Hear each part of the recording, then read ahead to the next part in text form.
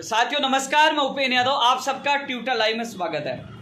साथियों अभी जो लाइव का उद्देश्य मेरा यही था। अभी पुलिस प्रशासन से यानी कि डिप्टी हरेंद्र जी महावर जी का फ़ोन आया, महावर जी का, और उन्होंने कहा कि कल कोई प्रोग्राम है, आप 1 बजे प्रोग्राम कर लीजिए। तो साथियों सभी तमाम साथियों से मेरा निवेदन है कि कल सुबह 10 बजे के बजाय आप 1 बजे पहुँचे, क्योंकि पुलिस प्रशासन ने हमें 1 बजे की अनुमति दी है। लेकिन साथियों इसको ज़्यादा से ज़्यादा लोगों तक पहुँचाओ, क्योंकि अभी आपके सामने एक बड़ा खुलासा भी करूँगा। मेरे साथ नीमराना जो मंडल में जो कमला देवी जो परीक्षा केंद्र था, वहाँ का एक अभ्यर्थी मौजूद है। वहाँ का जो घटना हुई, जहाँ वहाँ का असली जो कांड हुआ, कल महाकांड होगा।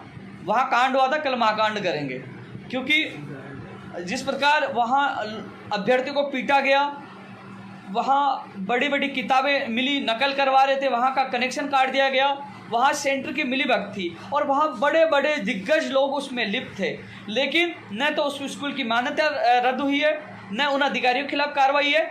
कार्रवाई पता है किसके खिलाफ हुई है? उन 6 गरीब बेरोजगारों के ऊपर कार्रवाई है, जिनको ऊपर सरकारी कामकाज में बाधा पहुँचाने का, यानी कि राज कार्य में बाधा पहुँचाने का मुकदमा दर्ज किया गया है और उनको जेल में अभी भी डाल रखा है। उन 6 अभ्यर्थियों को अभी भी जेल से बाहर नहीं छोड़ा है।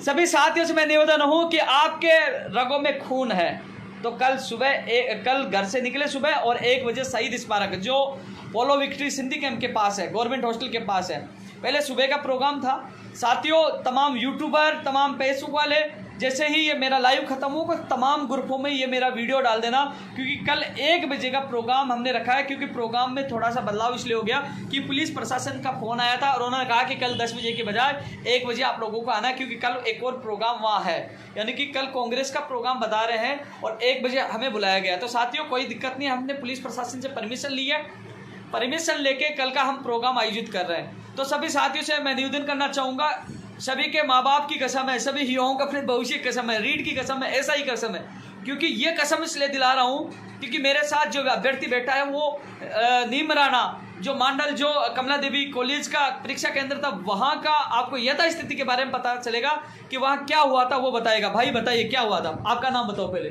मेरा नाम मेरा नाम प्रकाश महेंद्र है और साथियों मैं स्वयं माधोपुर का रहने वाला हूँ। और जो मेरा सेंटर आया था वो मंडल एक जगह है, हरियाणा के टच में है, तो वहाँ पे एक नीमराना है, वहाँ पे तो उसके पास में एक स्कूल थी कन्या महाविद्यालय, वहाँ मेरा सेंटर आया था। वहाँ सबसे पहली बात तो ये थी कि 9:30 बजे बाद एंट्री बंद हो जाती है ना, ठीक है।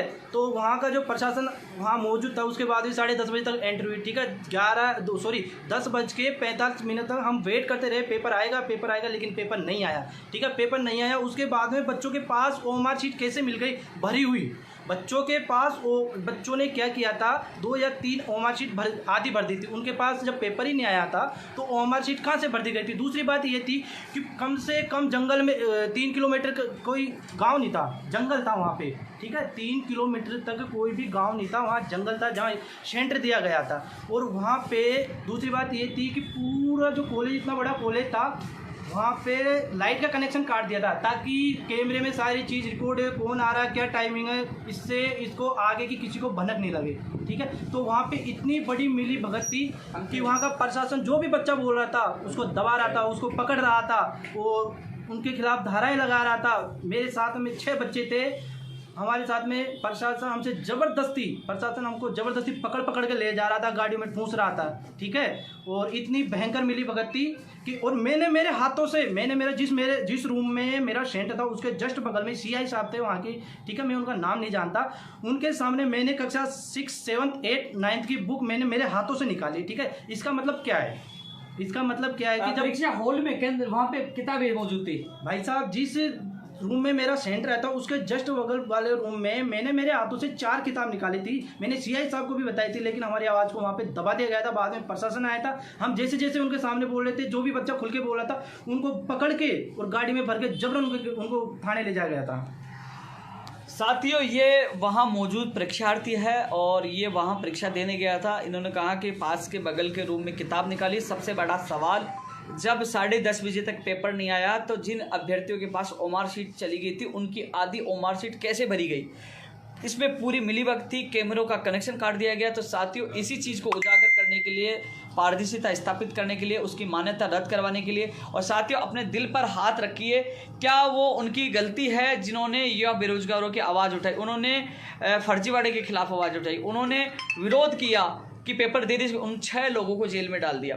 साथियों, मुझे तो ऐसे लगने लग गया कि कल मुझे जेल में डाल दिया जाए, कल मुझे किसी अनैतिक कार्य में फंसा दिया जाए, क्योंकि मैं लगातार संघर्ष कर रहा हूँ, आंदोलन कर रहा हूँ। कहीं ना कहीं मुझे लगा कि ये सरकारों के लिए उपेंद्र यादव खतरा हो रहा है, कल मुझे किसी गांजे में, हथियार में, किसी चीज़ में फंसा के मुझे जेल में डाल दिया जाए या वैसे धरने प्रदर्शन के अंदर डाल दिया जाए। तो मुझे नहीं लगता है जिस प्रकार आज 6 लोगों के लिए आप चुप रहो कि मेरे लिए भी तुम बोलोगे।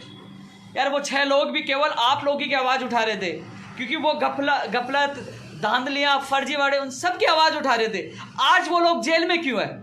क्या वो बाहर नहीं होने चाहिए?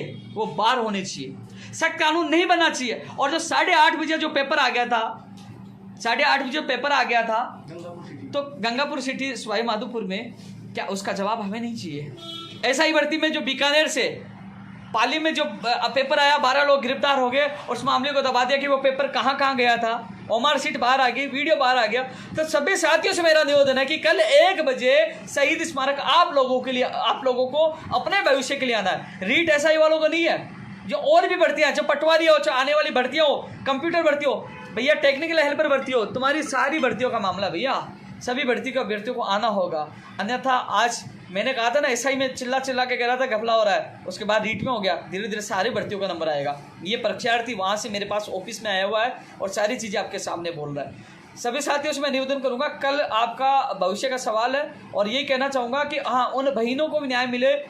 काश अपने दिल पर हाथ रखिए कि वो आपकी बहन होती, या आपके जो बड़े बड़े लोग बुजुर्ग देखे आपकी बेटी होती तो कितना दर्द होता। उनको न्याय मिले तो घर से निकले और साथ देने कल पहुँचे। सभी साथियों से मेरा निवेदन है कि हम सब मिलकर एसआई भर्ती और रीट भर्ती में जो घपले हुए हैं, फर्जीवाड़ा हुआ, पेपर लीक हुआ, उनको लेकर हम सब मिलकर लड़ेंगे। साथियों, कल बड़ा आंदोलन है। आप सबसे मेरा निवेदन है, आप सब लोग या कमेंट कर रहे हैं ये होना चाहिए, रद्द होना चाहिए, वो होना चाहिए, अरे कम से कम तुम सड़कों पे आओगे। लोकतंत्र में भीड़ तंत्र की बड़ी भूमिका है। आप सबसे मेरा निवेदन है, क्योंकि मैं अचानक लाइव इसलिए आया हूँ कि कल मैं लाइव आ चुका हूँ, लेकिन इसलिए आया हूँ क्योंकि समय बदल दिया गया। समय 10 बजे के बजाय 1 बजे कर दिया गया, क्योंकि पुलिस प्रशासन ने फ़ोन किया है। इसलिए साथियों, क्योंकि वहाँ हम लोगों को कोई असुविधा नहीं हो, क्योंकि हमारा जो आंदोलन शांतिपूर्वक बड़ा आंदोलन बना रहे हैं इसको। तो सभी साथियों से निवेदन है कि कल 10 बजे के बजाय 1 बजे शहीद स्मारक जयपुर पहुँचे। मैं वहाँ मौजूद मिलूंगा। कल आर पार की लड़ाई लड़ेंगे। आप सबसे निवेदन है, कल पूछिए, सभी से निवेदन है, उन बहनों के लिए, उन 6 भाइयों के लिए, अपने भविष्य के लिए और उन लोगों को अंदर डालने के लिए जो 8:30 बजे उनके पास पेपर आ गया था। कई लोगों को रात को ही पेपर आ गया था। इसका खुलासा हो, जांच हो, जेल में हो, और जो इंतजार करे, जो तैयारी करे 3-3 साल से, उन लोगों को न्याय मिले। चाहे एसआई भर्ती का मामला हो, चाहे रीट का मामला हो, क्योंकि जब जांच होगी तो ये पेपर कई लोगों तक गया है, और कई लोगों तक पेपर गया तो फिर भर्ती का कोई औचित्य नहीं रह जाता। इसलिए सभी से मेरा निवेदन है, ज़्यादा से ज़्यादा, चाहे भाई हो, चाहे बहन हो, चाहे उनका परिजन हो, सभी से निवेदन है कल ज़्यादा से ज़्यादा संख्या में आप पहुँचे। कल हम सब मिलकर इस आंदोलन को मजबूती से लड़ेंगे और जीतेंगे। सही कह रहा हूँ भाई, कल का आंदोलन बड़ा महत्वपूर्ण है और कल आपको पता लग जाएगा कल आंदोलन में क्या होगा। इस बार लड़ेंगे, हारेंगे नहीं, ना पीछे हटेंगे, और मजबूती से इस लड़ाई को लड़कर जीतेंगे। आप सभी से मेरा निवेदन है, फेसबुक, ट्विटर, यूट्यूब सब चैनलों पे इसको ज़्यादा ज़्यादा वायरल करिए कि जिससे पता लगे। कई लोग रात को निकल जाएंगे, वो आराम से खाना खा के 1 बजे तक शहीद स्मारक पहुँचे, क्योंकि पहले किसी का प्रोग्राम है। तो सभी का इंतजार करूँगा कल 1 बजे शहीद स्मारक। जय हिंद, जय भारत।